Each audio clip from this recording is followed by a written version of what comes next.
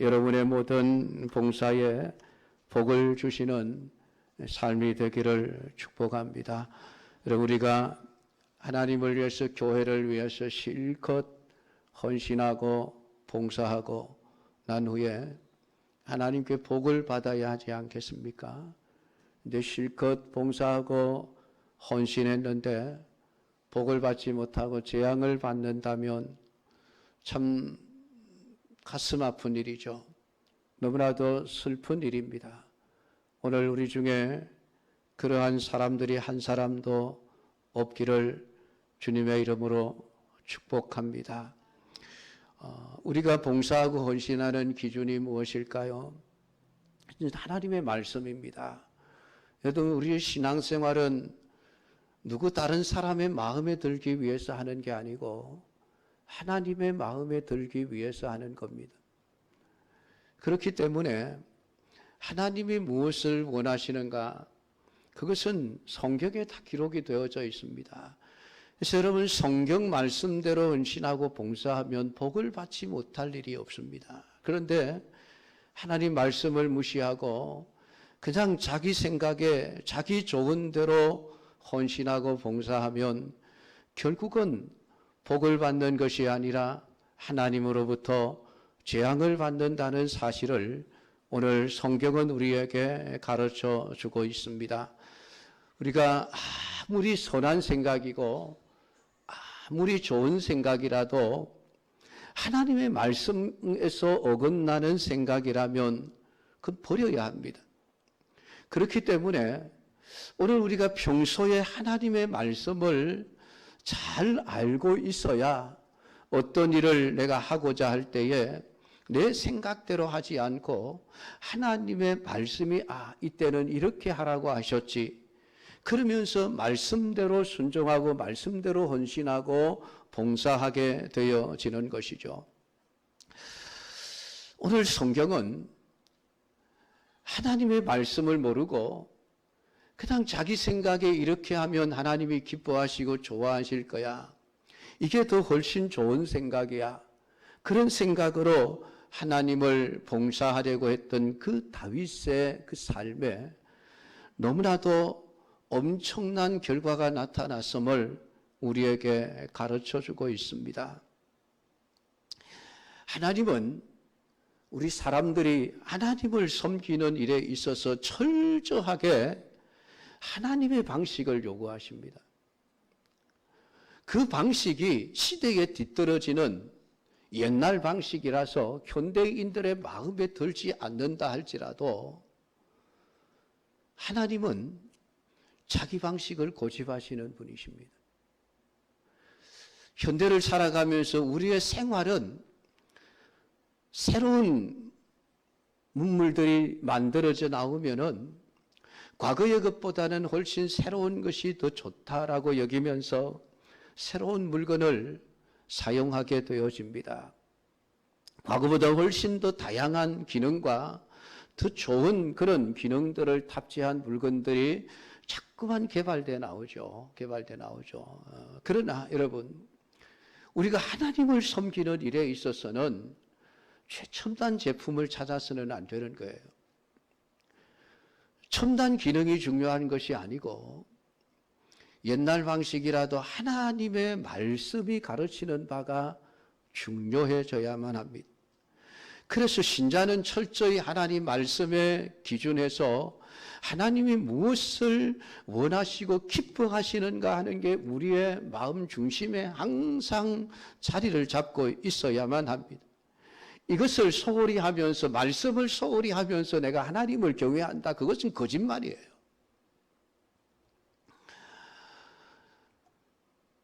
우리가 하나님을 위해서 선한 일을 하겠다, 목적도 선해야 되지만은 그 일을 진행하는 과정도 항상 선해야만 합니다.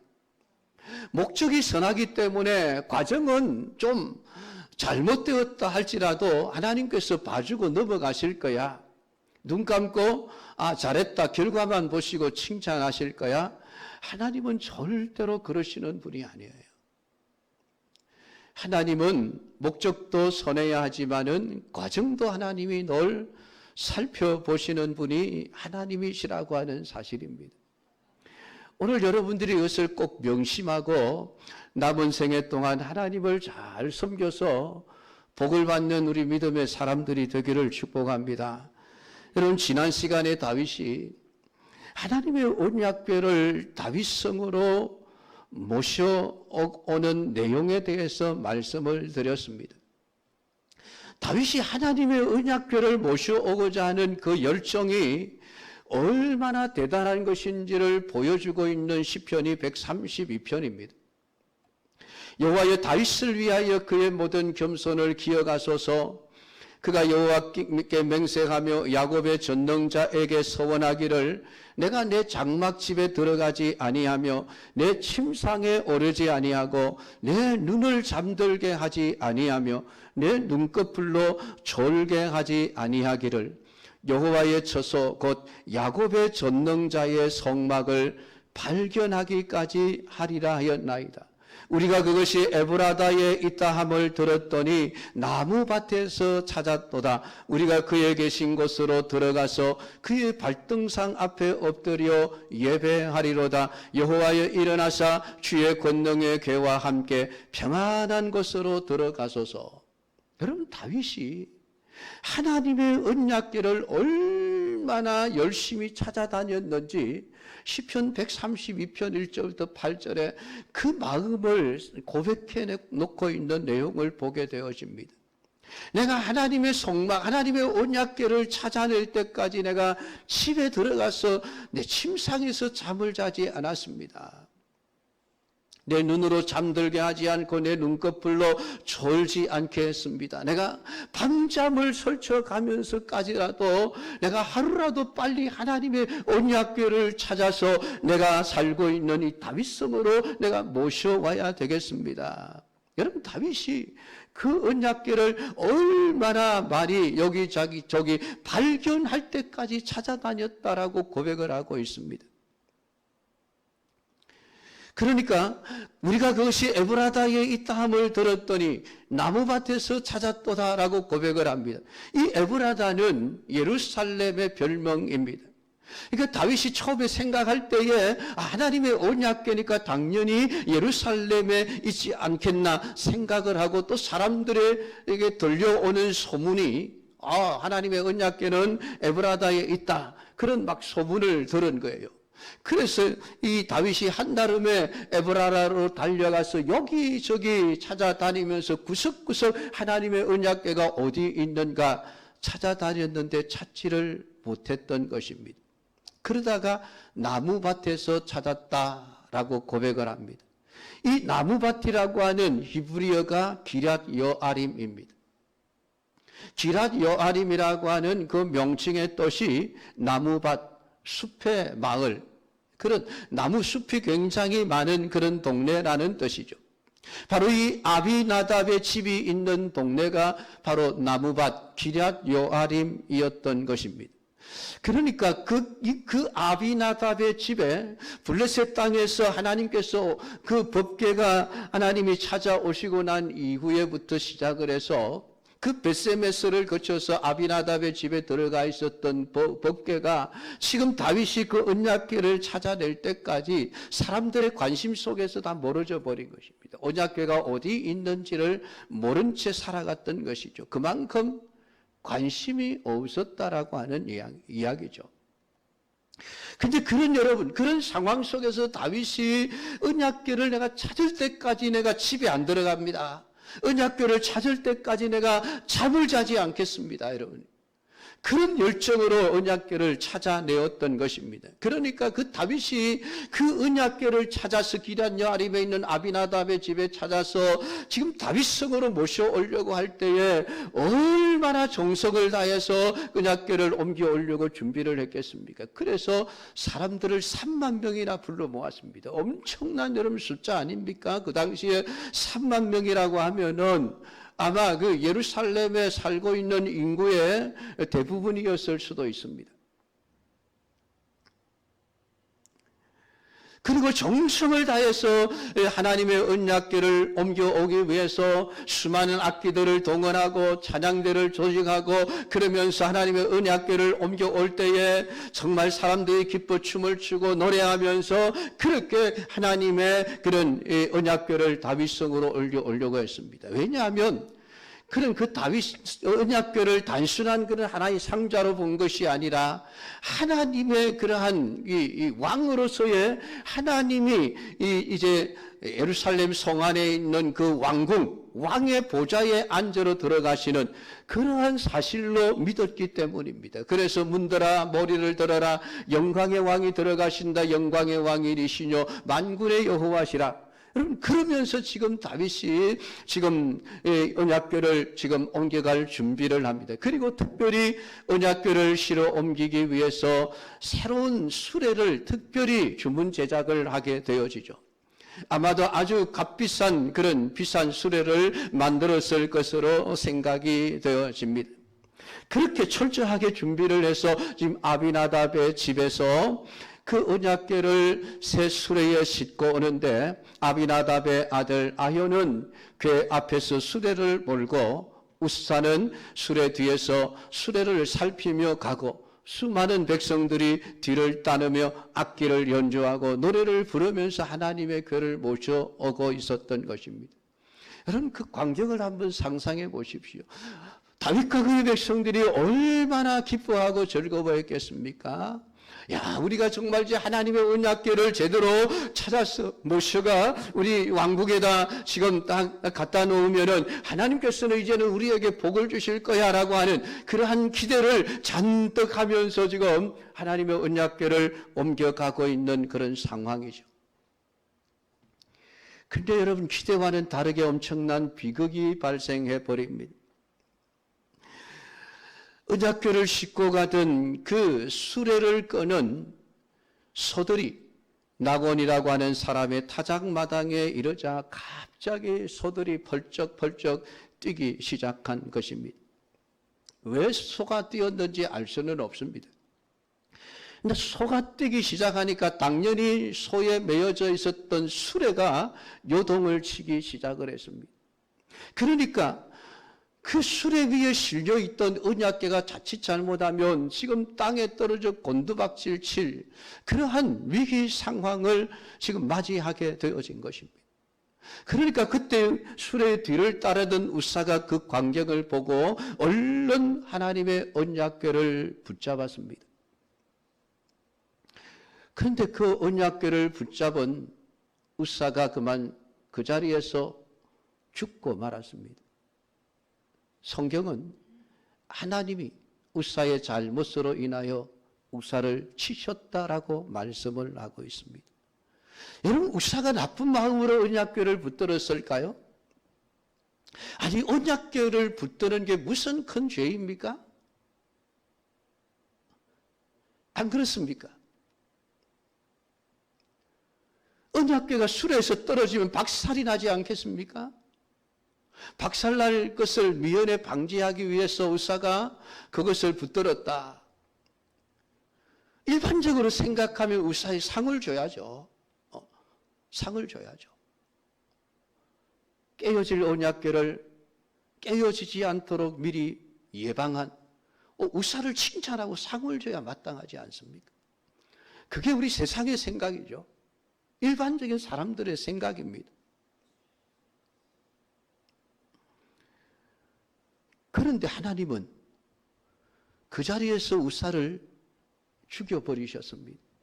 어떻게 죽었는지 알 수는 없습니다. 심장마비가 왔는지 아니면은 뭐 어떤 상황으로 죽었는지 알 수는 없지만은 그 와중에 그만 우사가 하나님의 치심으로 죽고 말았다라고 하는 것입니다. 물론 우리가 당사자가 아니니까 아이고 그런 이야기가 있었나 보다. 우사가 죽었으니까 죽었나 보다. 그러고 여러분 넘어갈 수 있을 것입니다.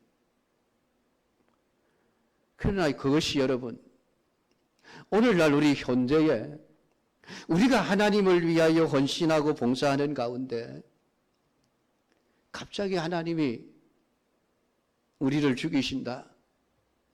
그런 사건이 발생한다면 어떻겠습니까? 여러분 어떤 반응을 보이겠습니까?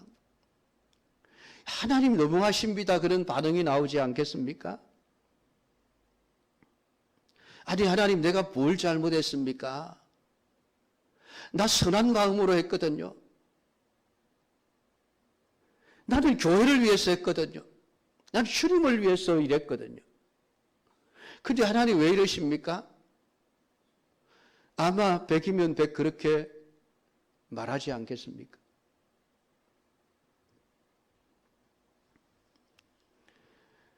그렇기 때문에 여러분 우리가 하나님이 우사를 왜 심판하셨는가 하는 그 기준을 알아야 될 필요가 있습니다. 그것은 우리의 권신이 아닐 수가 있고 우리의 봉사가 아닐 수 있다는 얘기입니다. 헌신이 되기 위해서 주님을 위해 교회를 위한 봉사가 참으로 하나님께 복을 받고 인정을 받을 수 있는 진짜 봉사가 되기 위해서는 우리가 어떻게 해야 될 것인가가 너무나 중요해지지 않습니까? 하나님이 싫어하시는 헌신이 있고 하나님이 싫어하시는 봉사가 있습니다. 여러분 제사를 드린 가인을 하나님이 싫어하셨습니다. 왜 그렇습니까 여러분? 그러니까 하나님이 싫어하시는 제사가 있고 하나님이 기뻐하시는 제사가 있다는 거예요. 그러니까 제사도 함부로 아무렇게나 드려서는 안 된다는 것이죠. 하나님이 기뻐하실 수 있는 기준에 합당한 제사를 드려야 그게 여러분 복을 받는 길이라는 것이죠. 마찬가지예요. 오늘 우사를 통해서 하나님 나라를 위해서 교회를 위해서 뭔가 내가 헌신하고 열심히 봉사한다고 할지라도 그것이 때로는 하나님의 심판을 초래할 수 있는 그런 헌신과 봉사가 얼마든지 될 수 있다는 이야기입니다. 무서운 이야기예요. 두려워해야 될 이야기입니다.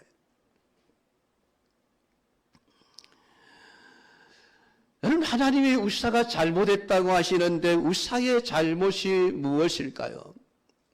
다른 것 없습니다. 하나님의 궤를 붙들었다고 하는 것 이것 하나밖에 없습니다.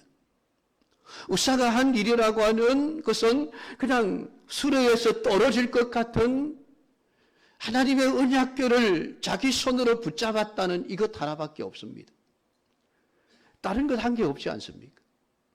그러면 하나님이 보실 때에 우사가 한 잘못은 우사가 손으로 언약궤를 붙잡은 것이 하나님이 보실 때의 잘못이었고 죄였다는 얘기죠. 왜 그렇습니까? 하나님의 언약궤는 아무나 만질 수 없도록 되어 있기 때문입니다. 그게 율법이었습니다. 그러니까 내가 선한 의도를 가지고 있었던 상관없이 하나님이 정해놓으신 율법을 우사가 어겼다라고 하는 이 사실 하나를 가지고 그 자리에서 우사를 심판하셨다는 것입니다. 어떻습니까 여러분? 하나님이 하신 일이 옳다고 생각이 되십니까? 아니면 너무 하신다는 생각이 드십니까?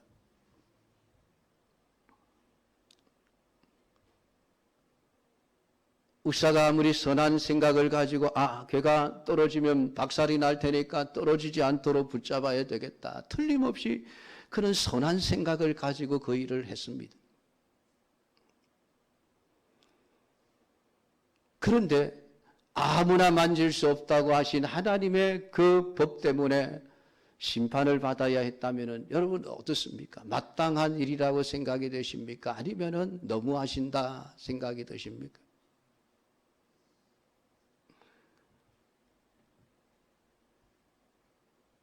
사실 우리의 생각은 중요하지 않죠. 우리가 어떻게 생각하든 하나님은 우사가 잘못했다. 심판받아야 될 잘못을 저질렀다.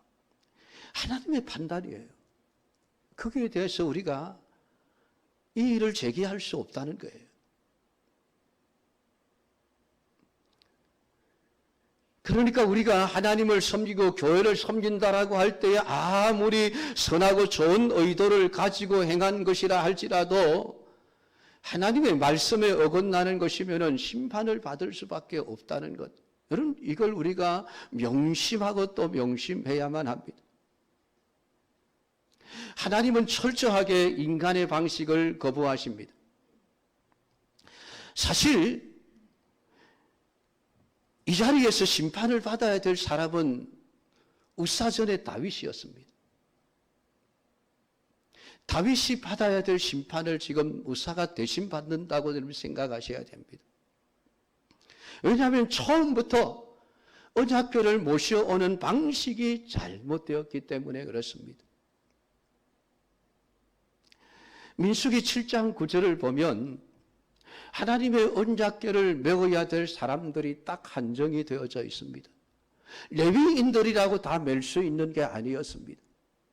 레위의 후손들 중에서도 특별히 고핫 자손들만이 하나님의 언약궤를 메고 옮길 수 있도록 하나님이 정해 놓으셨습니다.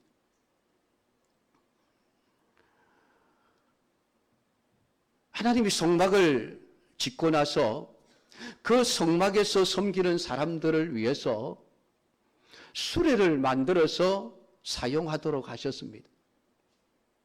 그래서 다른 레위인들, 성전 안에서 성막 안에서 봉사하는 사람들에게는 각 그룹별로 수레를 하나씩 다 주었습니다. 그래서 성막을 해체해서 그 무거운 성막의 기둥이라든지 천이라든지 이런 것들을 옮길 때에 수레에 실어서 옮겼습니다. 그런데 고핫 자손들에게는 하나님이 수레를 주지 않으셨습니다. 왜냐하면 너희들은 하나님의 언약궤는 수레에 실어서 옮기는 게 아니고 반드시 너희들이 어깨에 메고 언약궤를 옮겨야 한다. 이게 하나님이 정해놓으신 법이에요. 그러니까 다른 레위 집 사람들은 다 수레에 무거운 짐을 지금 싣고 편안하게 수레의 뒤를 따라가고 있는데 이 고핫 자손 제사장들만은 레병에서 번갈아 가면서 어깨에 그 무거운 언약궤를 짊어지고 옮겨야 했던 것입니다. 여러분 얼마나 여러분 불공평합니까? 어떻게 보면 여러분. 그런데도 하나님은 그렇게 법으로 정해 놓으셨습니다. 고핫 자손들은 한 번도 불평한 적이 없습니다. 다른 사람들은 다 편하게 수레에 싣고 성막 재료들을 다 옮겨가는데도 자기들은 땀을 뻘뻘 흘리면서 그 무거운 언약궤를 메고 옮기지만 한 번도 불평해 본 적이 없습니다. 그 방식에 대해서 하나님 왜 우리만 이렇게 해야 합니까? 불평해 본 적이 없습니다. 아니 우리도 좀 수레 하나 주셔서 좀 수레에 싣고 가면 얼마나 편하고 좋겠습니까? 우리도 수레 하나 주십시오. 그런 적이 없습니다. 그들은 기쁨으로 언제나 하나님의 언약궤를 어깨에 메고 옮겼습니다. 그런데 다윗은 왜 하나님의 언약궤를 옮겨올 때에 새 수레를 준비해서 새 수레에 옮겼을까요? 나름대로는 생각을 한 거죠. 어떻게 중고 수레에다가 하나님의 언약궤를 옮길 수 있나? 그래도 새 수레를 멋지게 만들어서 새 것에다가 실어서 옮겨야지. 참 좋은 생각이지 않습니까, 여러분? 아유, 옛날에는 뭐 어깨에 메고 옮겼는지 지금 다윗이 지금 그걸 모르고 있는 거예요. 다윗이 지금 수레를 만들어서 언약궤를 옮기고자 했다라고 하는 것은 지금 하나님의 말씀이 무엇이라고 말했는지를 지금 다윗은 모르고 있는 것입니다. 모르죠. 알고서 묵살했는지도 모르겠습니다. 그런데 13장 1절에 보면 역대상 13장 1절에 보면 다윗이 천부장과 백부장 곧 모든 장수로 더불어 의논하고 라고 기록이 되어져 있습니다. 그 내용이 하나님의 언약궤를 모셔오는 이 본문에 대한 내용이 역대상 13장에 또 기록이 되어져 있습니다. 그러니까 하나님의 언약궤를 메고 올 때에 다윗이 혼자 생각을 한 것이 아니고 누구를 불렀습니까? 천부장들을 부르고 백부장들을 부르고 장수들을 불렀습니다. 그러니까 혼자 결정한 게 아니죠. 얼마나 민주주의답습니까? 여러 사람들을 모아서 야 우리가 하나님의 언약궤를 내가 옮기려고 하는데 어떻게 옮기면 게 좋겠느냐. 아마 거기에서 안건이 나왔겠죠. 왕이요. 하나님의 언약궤인데 우리 새로 수레를 하나 멋지게 만들어서 새 수레에 싣고 옮깁시다. 의논한 결과 수레를 싣고 옮기는 방법이었다는 것입니다.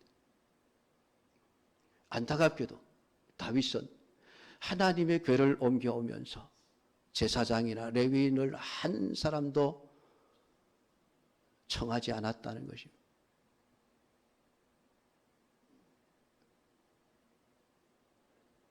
제사장이나 레위인 한 사람만 청했다 할지라도 결코 이런 일은 발생하지 않았을 것입니다. 그런데 천부장들, 백성의 지도자들입니다. 백부장들, 백성의 지도자들입니다. 모든 장수들, 여러분 군대를 지휘하는 지휘관들입니다. 안타깝게도 그들이 하나님의 말씀을 모르고 있었다는 거예요.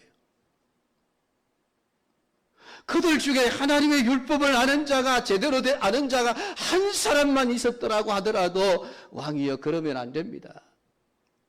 율법에 하나님의 언약궤는 고핫 자손들이 메고 옮기도록 되어 있습니다. 그 사실 한마디만 하는 사람이 한 사람이라도 있었더라고 한다면 여러분 이런 비극은 발생하지 않았을 거예요.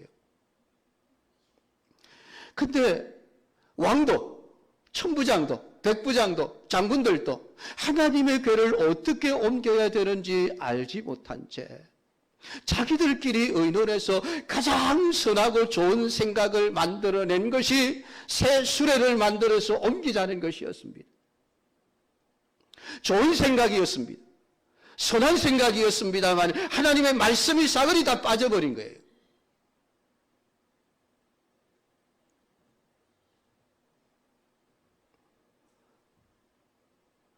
어쩌면 성막을 옮기는 다른 레위 지파들이 수레에 싣고 옮기는 광경을 혹시나 본 사람이 있었을지도 모르겠습니다. 왕이 옛날에 보니까 레위인들이 뭔가 짐을 수레에 잔뜩 싣고 옮기는 것 우리가 보았습니다. 어쩌면 과거에 블레셋 땅에 빼앗겼던 언약궤가 블레셋 사람들이 이스라엘 땅으로 돌려보낼 때에 그냥 새 수레에다가 언약궤를 싣고 그렇게 옮겼을 때에 아무 사람이 따라가지 않아도 그냥 소가 새 수레에 언약궤를 싣고 베세메스까지 와서 언약궤를 되찾았다는 그런 내용들은 알고 있었을 수도 있습니다.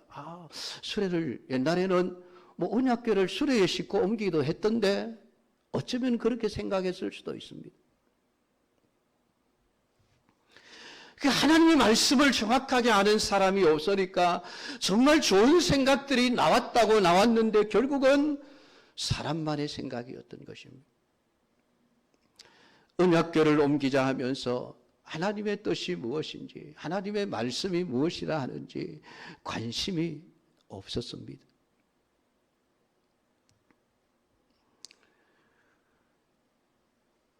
그들은 하나님이 말씀하지 않은 자기들의 방식을 동원해서 하나님을 섬기고자 했던 것이죠. 하나님의 언약궤를 다윗성으로 모셔오고자 하는 의도는 선하고 좋은 것이었지만은 결국 그 선한 의도를 선하지 못한 방식을 선택함으로써 인간의 방식을 개입시킴으로 말미암아 하나님의 진노를 살 수밖에 없었다라고 하는 거죠. 그 좋은 일이, 그 선한 일이, 그 선한 헌신과 그 좋은 봉사가 결국은 하나님의 진노의 대상받게 되지를 못했다라고 하는 것입니다. 여러분 한번 생각을 해보십시다. 만약에 수레에서 떨어질 뻔한 언약궤를 우사가 붙들었다가 우사가 죽지 않고 멀쩡했다. 그러면 그 광경을 본 사람들이 어떤 이야기를 할까요? 야, 우사 잘했다. 너 아니었으면 언약궤가 수레에서 떨어져 박살이 날 거야. 야, 우사 너 참 똑똑하다. 어떻게 그 순간에 그런 생각을 해서 너 정말 행동이 참 민첩하네. 우사가 아니었다면 법궤가 무사하지 못할 것이라는 말들을 사람들이 하지 않았을까요? 결국 그러한 생각들은 하나님의 일하심이라고 하는 하나님의 역사하심을 인정하지 않는 생각들이 되어집니다. 하나님의 일하심에 사실 인간은 끼어들 틈이 없습니다. 제가 늘 말씀을 드리지만은 사람 한 사람 없어도 하나님은 자기 일 다 하시는 분이죠. 하고자 하시는 하나님을 사람이 없어서 못 하시는 법은 없습니다. 내가 안 하면 다른 누군가를 시켜서라도 합니다. 사람이 아니면 여러분 나귀를 시켜서라도 하는 거예요.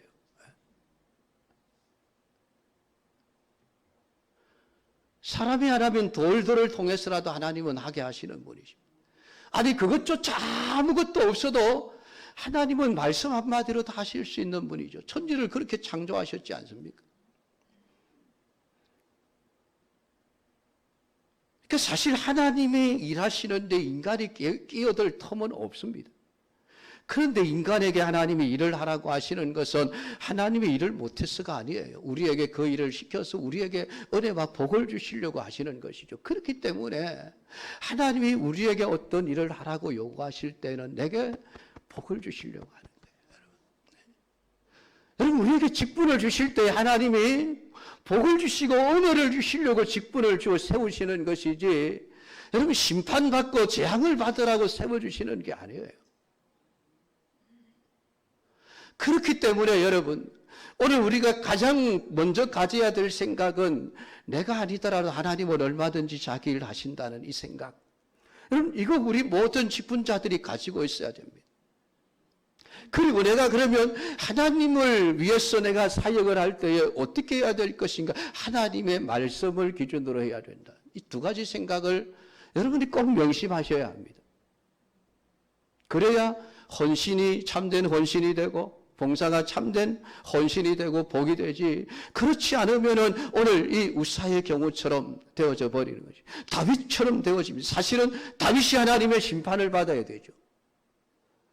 다윗이 왕으로서 모든 책임자 아닙니까?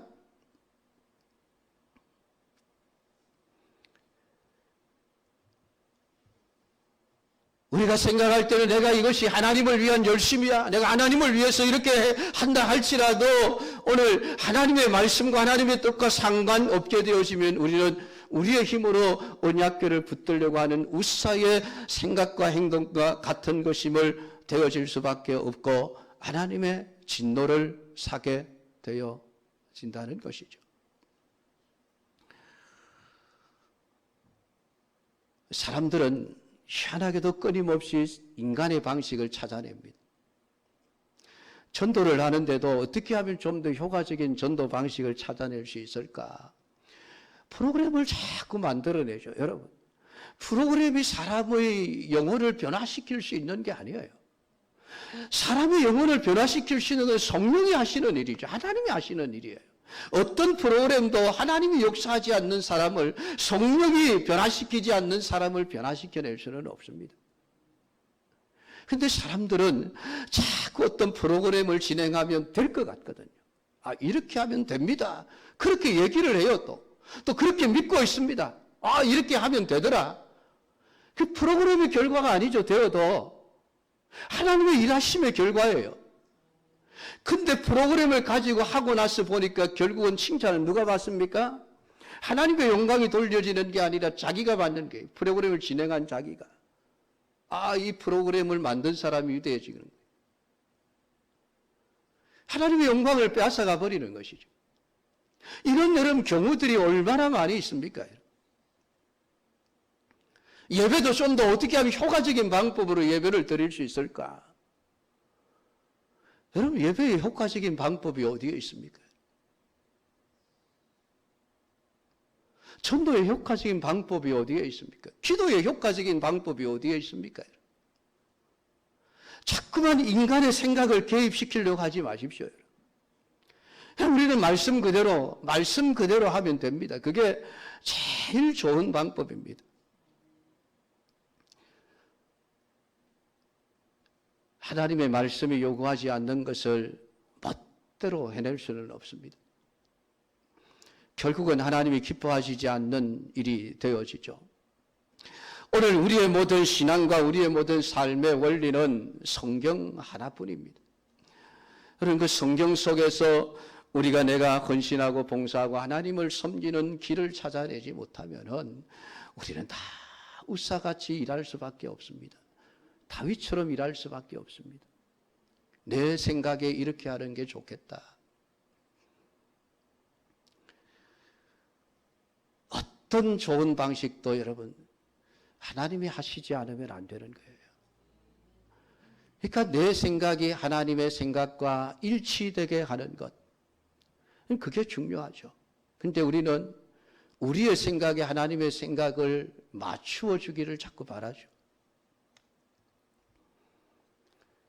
오늘 이 말씀을 여러분 우리가 깊이 묵상해야 될 문제입니다. 하나님이 왜 우사를 그렇게 치실 수밖에 없었던가?